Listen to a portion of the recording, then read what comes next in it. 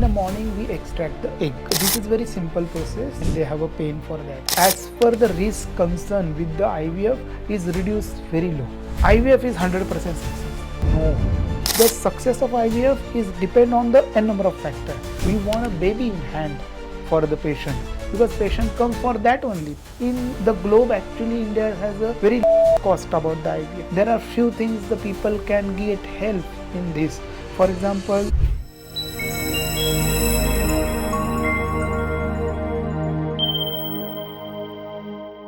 Hello everyone, welcome to Beyond Healthcare podcast. Today we have Dr. Ramit Kamte with us, who is an IVF consultant, and we are excited for taking his interview and getting a lot of knowledge today about IVF. So, hello sir, Hi. and I would like to start off to know with your journey that how did you get into IVF industry? So basically, I am a OBGYN and OBGYN is specialty, that is obstetric and gynecology. Then I did my super specialization in IVF. Since 2016, I am in IVF. Okay, so IVF has been a long journey and a long curve to learn because every individual is a different and every individual faces a different issue and the treatment has to be assessed according to the every individual. So it is a completely the ICOS treatment has to be given to the patients. So it is actually a very long journey for me to go with the IVF. Okay, and what do you think, sir, that which couple actually chooses to get IVF treatment? What is that element? So basically, nowadays everybody is talking about the IVF and IVF, but IVF is a part of the assisted reproductive technology, that is a ART, and it has IVF one of the part which called as in vitro fertilization. So there are a number of things down there like ICSI, which is a intracytoplasmic sperm injection and all that.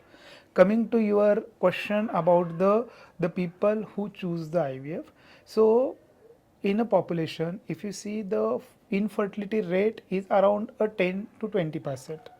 When a couple get married, the average marriage age in India is around 25 to 27 years. Okay, in all over cities. In metro cities, this is 30 plus. Okay, so the couple who are around 20 to 25 years of age, out of 100 couple, when they try to conceive, in a first year, if male and female are both are healthy, okay, so their sperms are good, eggs are good, she is menstruating, ovaries are good, everything is good, and they have a good sexual frequency, that is that twice a week they have a sexual activity without any contraception, then out of 100 couple, 80 couple get pregnant naturally by the end of the year. The 20% who remain, out of 20, 10 couple require get a conceive in the next year, and actually 10 couple require a treatment. And the 10 couple who require a treatment, the incidence wise, if you see, the prevalence is male and female. Males are like 45% responsible for the fertility issues, and female are same way like 45 to 50% responsible, and both are responsible for infertility around 10%. Okay, the people, by the definition wise, if you go, the couple who fails to conceive by the end of the year, 1 year after trying a naturally for a baby, they should consult a fertility doctor and do their investigation. And the couple who even fails with the treatment for a natural conception or ovulation monitoring and IUI, then they should go towards the IVF. This is like a routine couple who are around below 30 years of age. But a couple who are around 35 years plus age, 30 years plus age, or the couple nowadays marrying around 40 years, they have a very short fertility window. Okay, so there are no room more for them to trial and error, because there is a two clocks running in a body. One is a biological clock, one is a physiological clock. For example, your age might be 30, okay, but your biological egg capacity might go down. Okay, it might be around like 38 40-year-old female. So doctor has to assess that, and according to that they have to plan the fertility for treatment for them. It might be IUI, which is a intrauterine insemination of the sperm, or it might be IVF with the ICSIs.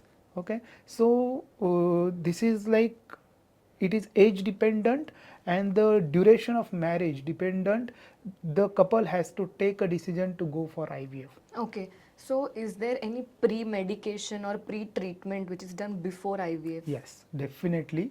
So basically, when the couple comes to us for the fertility, we have to assess first for what the issue they are facing. Okay, so issue assessment is a very important for them. Okay, for example, we have to do a female, we have to do the investigations like blood test, their fitness for the fertility. Okay, preconceptional counseling is very important part into that, so that we have to understand both the couples that they are medically fit, husband and wife are medically fit to carry the baby. Is there any genetic issue or any family issue we have to address and treat accordingly. For example, we have to do a simple test called as HB electrophoresis, where you can diagnose a thalassemias. If anybody has a family history of genetic disorder, we have to address before the couple to go any treatment, because this is very important and crucial part, which is called as preconceptional counseling part. Then when we assess the patient by investigation, we do a sonographies for them, we see the uterus, we see ovaries, we see the number of eggs the ovary have, which is called as antral follicle count, which tells us what amount of cohort she have, egg cohort she have, and secondly which tells us what is her fertility potential also. That is a simple test which can give you a brief idea about the female. Secondly, for a male we do a sperm analysis. It is a simple test. The sperm has to be taken 3 to 5 days, within a 3 to 5 days, not more than 5 days, because sometimes male feel that amount of semen they give, that is a better for them, or amount of days they not to had a sex and then they give a test, that is better for them to give the better result for their semen. But it is not so, because the number of days sperm stays in a testes or in epididymis, the quality of the sperms decreases and reports are not at par. So it is ideally it is 0 to 5 days we have to assess the sperm after sexual activity or masturbation, and that gives a better idea about the quality of the sperms. Okay, we assess not only the number of the sperms, we assess the quality of the sperms, in which we see the how much they are motile, what is the how much amount of they are dead. We see the morphology of the sperm, like are they have two heads, or they have head swollen, or they have a 2-3 flagellae or the tails, so that we can assess the morphology of the sperm. That is a simple test. Okay, that gives a tremendous idea about the male fertility point of view. And if anything is abnormal, then we ask the male to undergo other advanced test, for example blood tests which are hormonals, or the sperm test which are the which are like a DNA fragmentation index, where you can actually analyze the DNA of the sperms and you can understand is that DNA damage is good for the man to carry the baby forward, so that on that basis you can plan for the ICSI or further treatment for the man. Okay, these things can be done. And in female, the simple test for a female blood test, which is a hormonal test, are done on, normally these are done on a day 2nd of the cycle. Okay, so during day 2nd, 3rd or 4th max, you can do the blood test for a female, which here you assess the hormones like FSH, the prolactin level, the LH levels, the thyroid level. Okay, and one simple test about the fertility potential of the woman is a AMH, that is a Mullerian hormone test. Okay, anti-Mullerian hormone test, which actually give us an idea about her age according to biology. So that, like I said last time, that is a AFC, that is antral follicle count, also give us the idea how much she can give eggs to us. Same way the AMH gives a rough idea about what is the quality or number of egg female have, and what is the progress of her fertility and how much fertility window she has, so that she can bear a child. Because females, the fertility window for female is limited.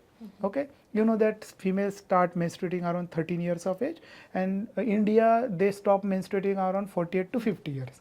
So this is a fertility window for the female, and the peak of fertility is always around 25 to 27 years of age, where the female are actually at their peak of fertility and the number of eggs and everything is set out. But after 27 years of age, the number of eggs start declining very fast. So that we should understand as a doctor and as a patient, so that how much time she left so that she can get a benefit and conceive a baby. And because I always say to my patient, because fertility and conceiving baby is a one part of life, but that is not complete life. Okay, you have to live other part of life. So if you conceive properly in a good way, and that save their time, and they can utilize that whole time for the other aspects of life, because most of fertility patients are stuck on only one page, that is baby. Right, so this was quite informative. Yeah. Even I got to know a lot of things. And I want to ask that this was the Yeah, yeah. treatment. So, Yes. what is the mid and the post treatment? So, what are the steps involved Yes. in the treatment? So basically, when the patient come, we do a consultation, counseling, everything.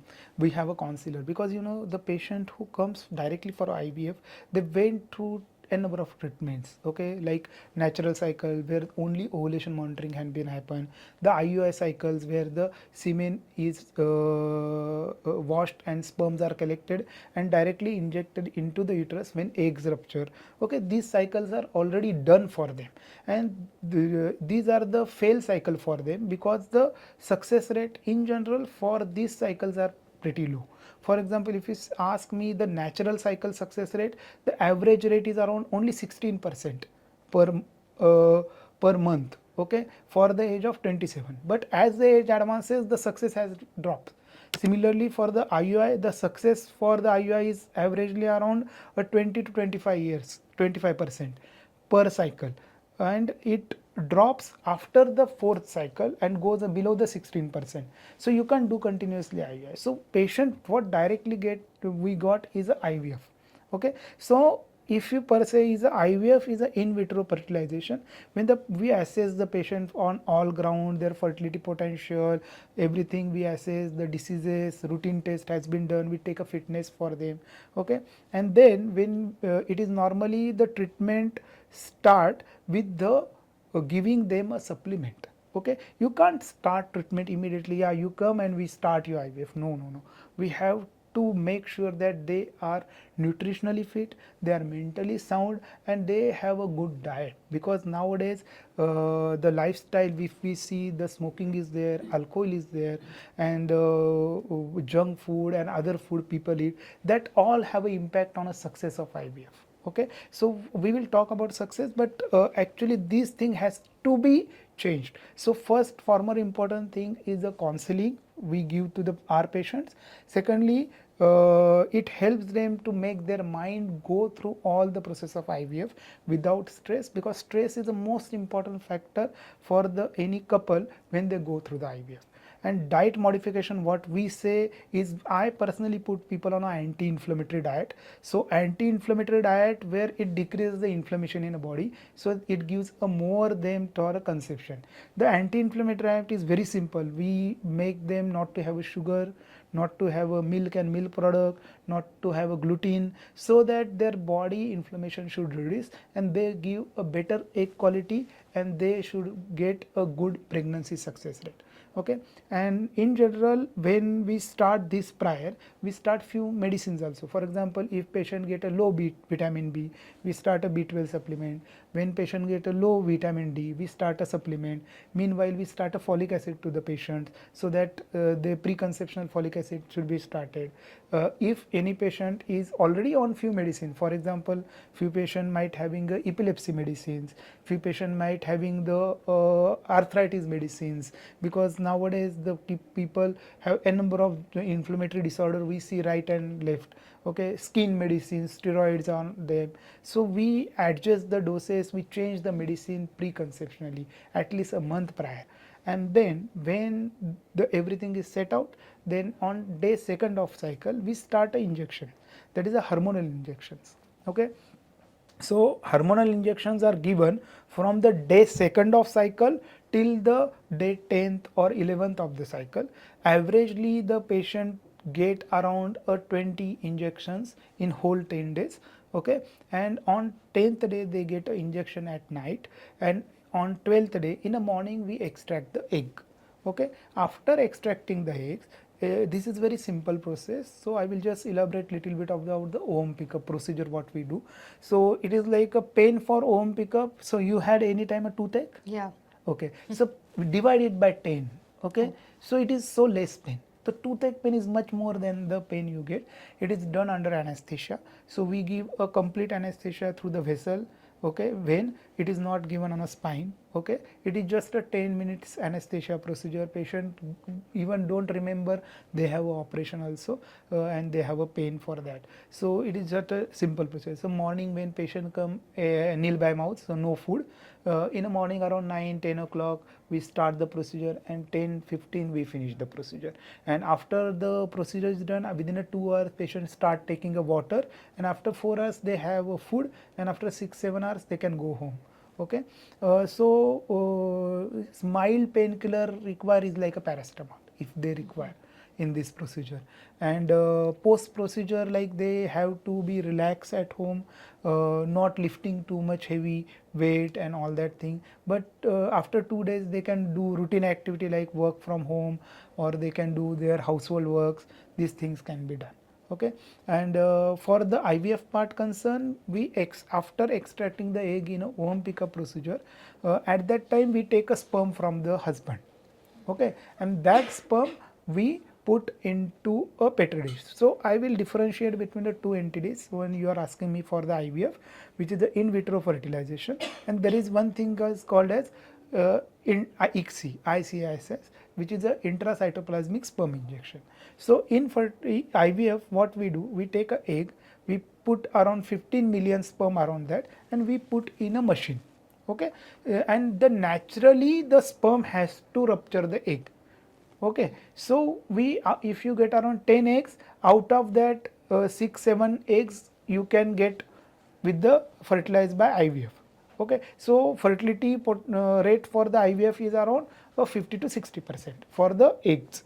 Okay, but we have a advanced therapy nowadays which is called as ICSI, where we select the sperm which are good quality, good morphology, and we take that sperm, and in one egg we inject the sperm under the microscope, and that is called as ICSI, intracytoplasmic sperm injection. And then we incubate that cell into the incubator and create the embryos. Okay, after creating the embryos with the ICSI, the formation of embryo rate is around 70 to 80%, sometimes 100% also. Okay, if the egg and sperms are good. Okay, and then we assess the embryo for the development. For my center, Nakshatra Fertility, we after fertilization we see the progress of the embryos. Okay, for example, on day 2 we see how the fertilization, then day 3 we see how the morula is formed and everything. Okay, and day 5 the blastocyst formation is there. In IVF, about the success, if you see, the success varies with the day n number of factors. So one of the factor is actually the days of embryo we transfer. So this is a simple IVF procedure, and then we create the embryos and transfer into the uterus of the mother. It might be we freeze the all embryos and transfer in a next cycle, or you can transfer in the same cycle. The next cycle, freezing embryo and transferring a cycle, is called as FET, that is frozen embryo transfer, and one is a fresh embryo transfer. We can do both the transfer of the cycle, and after transfer of the embryo we start few medicines to the people, and after 15 days you see there is a positive pregnancy or what, but we have to wait for 15 days. Okay, this was quite interesting. Yes. So, my next question is regarding whatever you said. Yes. So, basically, in India, typically, I myself have observed that there are a lot of myths regarding the cost of IVF, Yes. the risk of IVF. The people panic because it is not common right now, and people believe in old school, and this is something which is involved with a new technology. Yes. So, what would you say about the risk and the cost factor? Yes. So basically, the risk and cost factor. So IVF is now a very evolved science. Okay, second important thing, what you see right now with the new upcoming methods of IVF, the medias we have got, the machines we have got, expertise of doctors we have, so it actually improved our success very well. Okay, so as per the risk concern with the IVF is reduced very low. Okay, for example, it is 0.1% risk for a patient when go through the IVF cycle to go with any complications. Okay, and that is very negligible. Okay, and that is as good as zero. Okay, secondly, the what patient myths patient get is that IVF is 100% success. No, you have to understand there is nothing called as 100% in the world. Okay, so everything comes with the failure, and as a doctor, as a IVF consult, we always has to show the other side of the mirror to the patient also, because you can't live in a dream home. Okay, so you have to wake up the patients from that. So if you see, the success of IVF is depend on the n number of factor. One of the factor is the age of the patient, because the patient who are less than 30 years, they have a good success with the IVF, and the patient who are above 30 years have a different success rate. For example, patient who are less than 30 years, they have a good success around 45% success rate, and who are on 40 years of age, they have success rate only 16% with the IVF per cycle. So that is very low actually. Secondly, it depend on the embryo quality.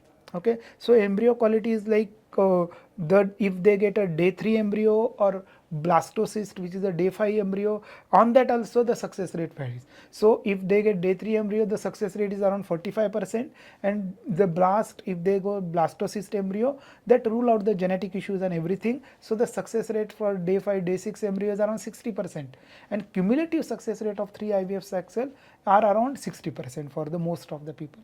Okay, so these then the endometrium thing, like a uterus part, because what we consider as IVF is not only a positive pregnancy test.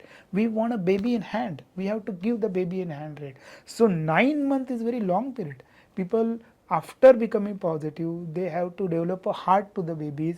The baby has to develop proper brain. They have to develop a proper limbs, and the baby has to deliver properly. So that is success what I per se see. What stats I bring right now is the live baby in hand rate. I am not talking only about the positive pregnancy rate. No, no, no. We want a baby in hand for the patients, because patient come for that only. Only positive pregnancy doesn't imply anything. Okay, so the these things has to be addressed. The cost, if you're asking me about the cost, in the globe actually India has a very less cost about the IVF. Okay, it varies from the few centers from the 80,000 to 2.5 to 3 lakhs. It varies. Why the difference in a cost? The difference in a cost is because of the medicines they use, the hormones they use, the media they use, the facility they have. Okay, so these things do impact on a success of IVF also, and the cost of IVF also. So you have to address, and when you visit your consultant who is a fertility doctor or your center, you have to address the things that what medicines you are getting. Okay, what media the doctor is putting, what is the quality of the embryos. Okay, what is the stage of the embryos you are transferring, what medicines you are taking post transfer. All these things encompasses into the success of IVF. So the cost is do have an impact, but there are few things the people can get help in this. For example, there are a number of companies who give a 0% EMI options for the patients. Okay, and they are already registered with the IVF center. Like we have registered companies which gives the financial support to the patient. Then there are few insurance agencies which started giving the funding for the IVF. So people are understanding the problem, and people are addressing the problem, and the companies are helping the patient to get a financial support for that now. Okay. And my next question is regarding the couple specifically. So, in this whole process, the couple might go, specifically the females might Yes. go a lot of emotional stress or Yes. discomfort, Yeah. painful things. So how do you or your staff comfort them with the whole treatment? Yes. So basically, by all regards, actually, you are absolutely right. Females are going under too much emotional traumas because India is a patriotic society. The female has to face the other peoples of the societies, the home issues, and the stress of the fertility. Okay, so and plus nowadays working female, the work pressure, so they are under tremendous pressure. Okay, so what we develop is a counseling sessions, and it is like before going to the IVF we put a one counselor for a patient. Okay, we ask them please have the counselor. Okay, that counselor sit with them, help them to understand what they are going through, help them to how they can tackle the issues day to day life they are going through. Okay, and help the couple as a husband and wife, because here the couple is going through the process, not the female. So we have to bring the husband into the program and tell him that he has to support his wife when he is going through all the program. Okay, that is the very most important and crucial thing as a doctor I see, because if the husband is beside the wife, she doesn't need anybody. Okay, to go through the cycle and everything, because she knows that her man is there and she doesn't has to worry. So 50% is pain is gone. Okay, actually, and then when we start a treatment, at that time also when the injection started, we again put her on a counselor. Okay, secondly, when the pickup is there, when the operation of we plan an operation for her, at that time also there is a one counseling session is done, so that she should be mentally free to go through the procedure, because we don't want a BP to shoot during operation. We don't want she has to go through the stress and anxiety during operation. She has to be relaxed, because we don't want any stress hormones in her. We want her to be relaxed, because that give us a good yield. For example, I am just thinking one thought, that cow who wanders and go in a forest give a better milk than a cow who is claustrophobic or put in a jail. Okay, so that is natural impact of the brain, and we are animal at first. So when the patients are relaxed, they give a better egg quality and better yield and better outcome in IVF cycle. Secondly, after doing the pickup, before transfer also, before embryo transfer also, we put a counselor, so that that counselor help her to understand, because she has to take an injection, she has to take a medicine, she can't skip the medicine. So that counselor help her throughout the journey, from the pre-treatment to the post-treatment. And if patient comes positive, well and good, counselor is always there to handle the happiness stress for her. Okay, but if patient come negative by anything, okay, then there is also counselor who can help her to understand to what is happening to her and how she can manage that failure stress, because that is most crucial part in IVF. And as a doctor, we are always there to help them to go through all the journeys. We do a counseling part also, but we specially put a counselor for the patients. Like you said, if the test is negative, then Yes. the whole process is repeated, or then how is it? Correct. Excellent question. So, averagely I take an example. So, normally what happen, female, if she gives around 10 eggs to us, okay, we create a baby. Okay. After creating the baby from 10 eggs, we might get around 6 to 8 embryos, babies. You can't transfer all the embryos to mother. Okay, you can transfer maximum 2 or 1 embryos to the mother. Okay, rest of embryos the patient can choose to freeze the embryos. Okay, so basically we freeze the embryos for 1 year, we take that cost. Okay, and averagely we see that up to 5 to 7 years patient can routinely freeze their embryos in a refrigerator, liquid nitrogen. Okay, so what is the advantage of freezing, I will tell you. Okay, so basically, for example, a patient age is around 30, she underwent a IVF. Okay, and she got a transfer, she got around 8 embryos, 2 embryos are transfer, rest of 6 embryos we froze into liquid nitrogen. Okay, for a year. after 15 days she comes positive and her pregnancy journey started, or after 15 days she come negative. If she come negative, then she doesn't has to go through all the process of injections, the operation and everything. She has to defreeze the embryo from the liquid nitrogen and do the transfer after next month or next to next month. Okay, but if she come positive, okay, then in a 9-month journey, if she got an abortion or anything, still she has that frozen embryo, she can take that embryo, with advantage being it reduces the cost of cycle, because the freezing cost is low than going through all the cycle. Secondly, it reduces the pain and anesthesia risk, and thirdly, it decreases the stress of the whole cycle to the patient. Okay, so she doesn't have to go repeated IVF cycles, she has to go for transfer only.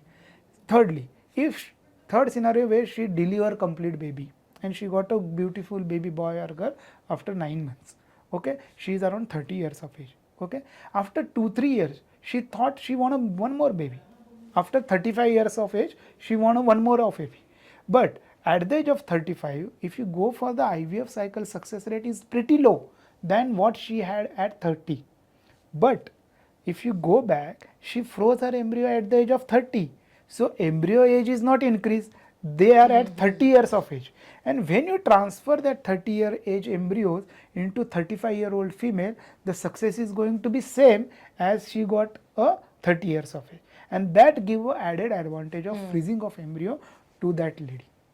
So this is how ideally we tell to the patient, and we always promote them to do the freezing so that the financial stress is reduced.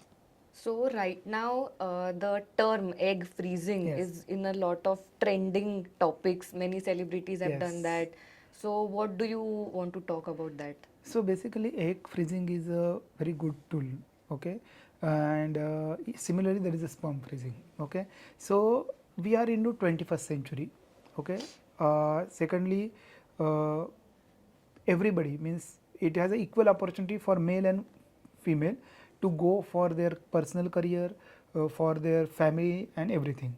So but there is a one problem which is a biological problem, that fertility window I told you last time, that is a 13 years to 50 years for a female, okay, and for male also, because after 50 female go under menopause, okay. The fertility window is very limited, okay, and fertility window is limited. Secondly, the it changes with the age, because egg quality changes with the age, especially after 30 years 35 years of age.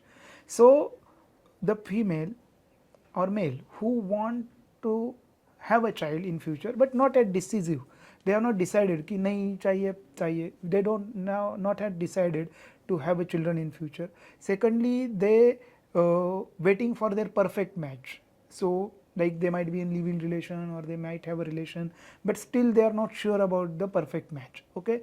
Thirdly, their career is more important right now for them, for example education, their progress in life and everything. For that, time is not going to wait, okay. So time and their body is not going to wait, because they are aging day by day. For them, the egg freezing and sperm freezing is a best and very important tool. At Nakshatra we do routinely that, okay, at IVF center are. So normally the age we prefer less than 30 years of age or whatever age they come, okay, and we freeze their eggs. The process of egg freezing is the same, like from second day they have to start injections, they have to do the egg extraction under anesthesia, and we freeze the eggs, and the freezing of eggs done. So the age we froze, for example we froze around 27 years of age, the eggs age is 27 year only. Even she does a transfer of, if she got a perfect match and she want to create a baby from that, and she is around 45 and she want a baby, but her eggs which are frozen at 27, they are 27 years of age and they give a better success rate at the 45 years of age or 40 years of age. Similarly for the sperms, okay. So for us sperms, we freeze the sperms, and it has been seen that in a male after 40 years the sperm quality start deteriorating. The babies we born in a man after 40 has more mentally retarded babies or abortion rate. So freezing of sperm is also a better option, Okay, how many years you can freeze the sperms and egg? You can freeze a long term, even 7 years, 10 years you can freeze. Okay, but it come with the cost. Okay, yearly you have to pay for the freezing to the hospital. Okay, secondly, one more important thing is that the sperm freezing and egg freezing is a good option for a patient also who go for a cancer therapy, because right now sometimes we see that very young people going through the cancer and they suffer with the cancer. So for them also you can do a egg freezing and sperm freezing, so that after treatment, okay, if even though their reproductive health deteriorated, they have a backup ready in a bank, so which can be used to create a baby, and they can live a normal healthy baby after the treatment. And same way for the females and male who want to go for their career and wait for their perfect match. So what we see nowadays is very good thing for the people to take their fertility in their hand rather than putting in a time's hand on fate. So this is very good tool right now. So while you were talking, a sudden question popped Yes. out in my head. So is marriage, like, do you have to be married to someone Yeah. for IVF, or is it like the legalities Yes. might come into So picture? the law for the Indian citizens are very different. Okay. So for a single female, she can have a child with the IVF, but single man can't have a child with the IVF by law. Okay.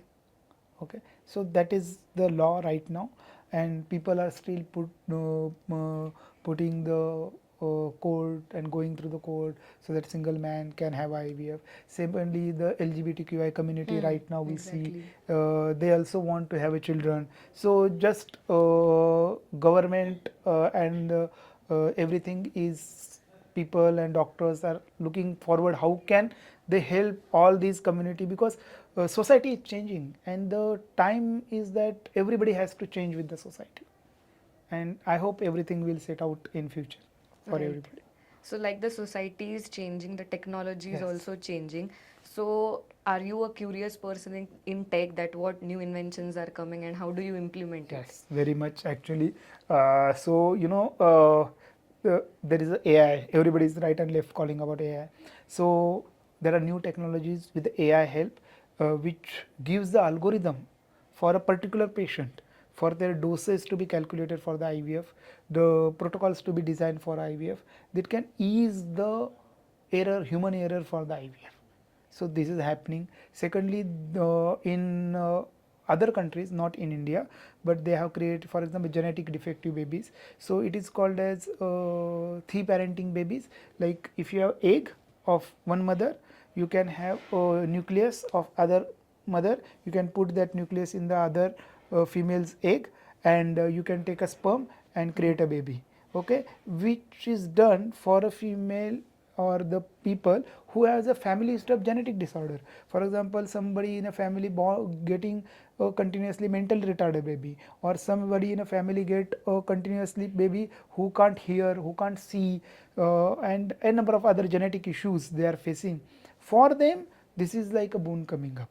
Okay, similarly there are genetic addition like CRISPR gene and all that. The gene editing tools are coming up which can actually edit the genes and removing the damaged genes, and you can create a babies which are beautiful, healthy and everything. There is new concept, it might be a fantasy type of thing. You can design a baby, it's called a designer babies. Okay, so you are like, you want a blue eye baby, that color, who might look like that person, so you can create the babies in future. Hope for the best. We don't know yet, but let's hope. Yes. So, coming to my last question, is there any message you want to give out there to the youth or to the audience who want to opt IVF in the future?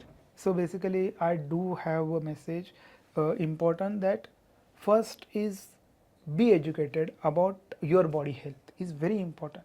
You have to understand what is happening to your body first when you go for any reproductive health treatment. Okay, and face the issues what are actually there.